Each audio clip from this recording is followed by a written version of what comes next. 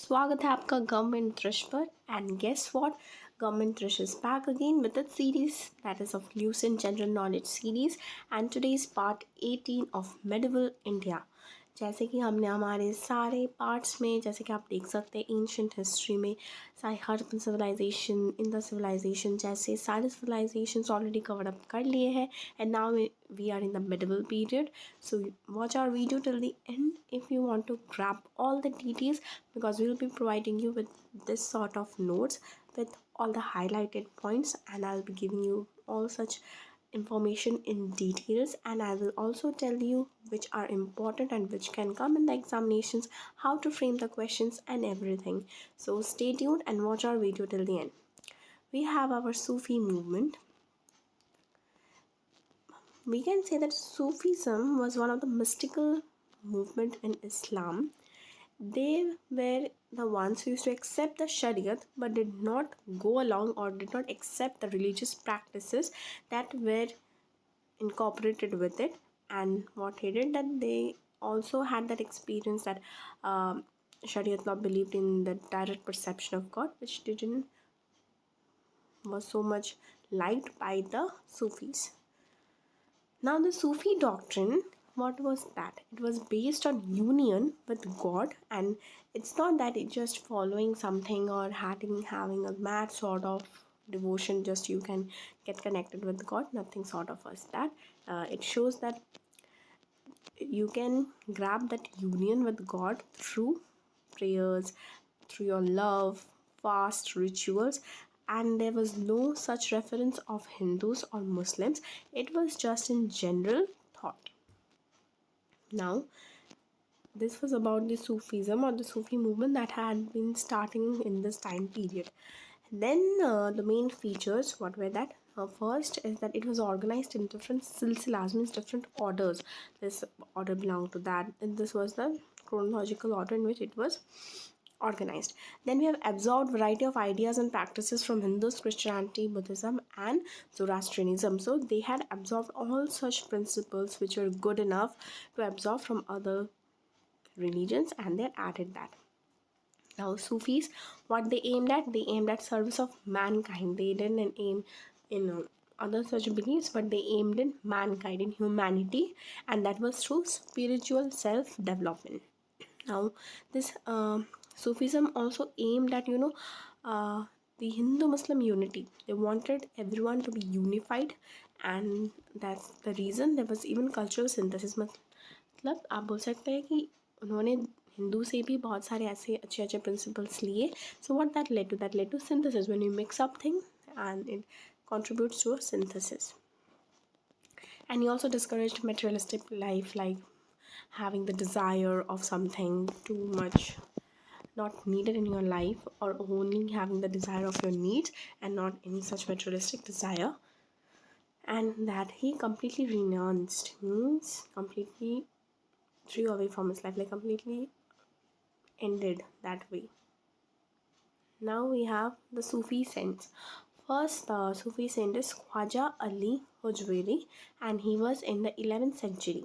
His other name is Deda Anj Baksh, and he was one of the earliest Sufi saints of eminence known to have settled in India. This is important. And here, this is important. What is the meaning of silsilas? Okay. These are the main features. Just give a look on that and it will be done. As the questions can come where they can differentiate between, okay, this principle or this feature was in Sufism but not in Bhaktism, or this feature where you will find in Sufism or Bhaktism. These sort of questions can come. So then we have Sheikh Bahauddin Zakaria. Then its time period was 1182 to 1262, and he was the founder of the Suhrawardi order, and he founded the first leading, that was Khanka, and that was in India at Multan. Then we have Khwaja Muinuddin Chishti, and this time period also is very important. Please look into the time period, as they can ask you to frame that in a chronological way. Who was it? He is the founder of the order, the first and most popular liberal Sufi order in India. And what he did, he had settled down in Ajmer, Rajasthan. And that, what was the time? It was 1206, and there were other just these Sufi saints who followed him. and their names are given here.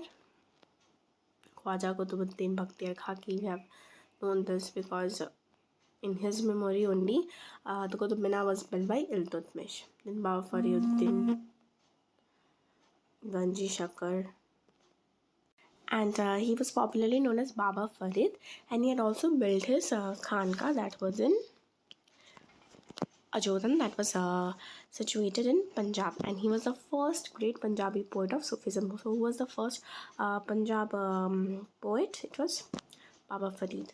Then we have Sheikh Nizamuddin Aulia, who had also gained the popular title of Mehboob Alahi, and he was a beloved of the god. He has built his Khanka in Delhi and was one of the most famous Sufi saint of the Chishti order. Then we have Sheikh Nasiruddin Mahmud, who was a charismatic Chishti saint, and he was also later known as Chiragi Delhi. Then we have Sayyid Muhammad Sudaraj, who has settled down at Gulbar, Karnataka, and he was popularly known as Band Nawaz. Okay, and he had also authored more than 30 books on Sufism. And you can see that he was not only the one early writer and points in Urdu. Then you have Sheikh Baruddin Samarkandi. He had founded the Firdausi order, and this order was restricted to Bihar only. Okay, please make a note of that. Then we have Shah Ni'matullah Qadiri and Shah Abdullah Shatari. Please remember the centuries. I said to you already that they can tell you to frame all the saints in a chronological order. Before that, let's see the Sufi words and their meanings. This is important. What is the meaning of Khanka? We will learn that this all the hospice. See, we have Tasawwuf, that is Sufism, Sheikh, spiritual teacher, Murid, disciple, Khalifa, successor, Khanka, the hospice, the Sama, musical recital, Raksa, that is dance, and Fana, that is self-annihilation. Now, let's get back to the Sufi saint. Now the Shah Ni'matullah Qadiri, he founded the Qadiriyat order, and Shah Abdullah Shatari, he founded the Shatari order. Okay, who founded which one? This is important. Mark that. Then we have former spread in Uttar Pradesh also. It had started spreading that time. It was having global context. And then that can also, and it has also spread to the Madhya Pradesh, Gujarat. Then who is this Mian Mir? He was one of the most popular Sufi saint of the Qadriya order, and this is the time period. Then we have Khwaja Bakibullah. He had founded the Naqshbandiya order, and he was one of the foremost famous saint. And another saint name is also known as Mujadid Ali. This is his another name. Whose another name is what? Everything is given here, and I marked all the important points. Go through the centuries, the date, the name, their other name, if any poetic name is given to them or any title they have received. Look into this meanings as well, as they can just pick up one word and you have to just choose that which is the correct meaning. So it's that simple. And they can tell you to arrange all the saints in a chronological order according to their centuries. Now let's see what were the advantages of Bhakti and Sufi movements. Now what they did, they influenced each other and they inherited from each other. Means they have influenced, they have made themselves change, that yes, see what these are, what I have done, so this has influenced the other movement, but they have also inherited. Sufis have inherited from the Bhaktis, and Bhaktis have some kind of inherited from Sufis as well. Now Bhaktism reformed Hinduism and Sufism liberal Islam. Okay, Bhaktism brought a change, but reformatory change in Hinduism, and Sufism has also made Islam a bit modernized or liberal thinking. They have brought to that, and he also that both of them had put brakes on orthodoxy to some kind of. They had put ban, and then they also encouraged many social reform or reform measures, and the atmosphere of interreligious fraternity was created. Hindu-Muslim unity was promoted. Then Hindu and Muslims, they reconciled. Then development of regional languages, they promoted the local language. Then the cultural synthesis, which I already wrote, the mixture so took place, which had transformed the Muslim rule in India to a national government under Akbar. Okay, so these are the advancements, or you can say the achievements of Bhakti and Sufi movements. Next day we will start with the Mughal period, and the first one will be Babur. So for today. I have completed the Bhakti movement, which is already in our last video, and today I've covered the Sufi movement. So both the important movement of the modern medieval period have been covered.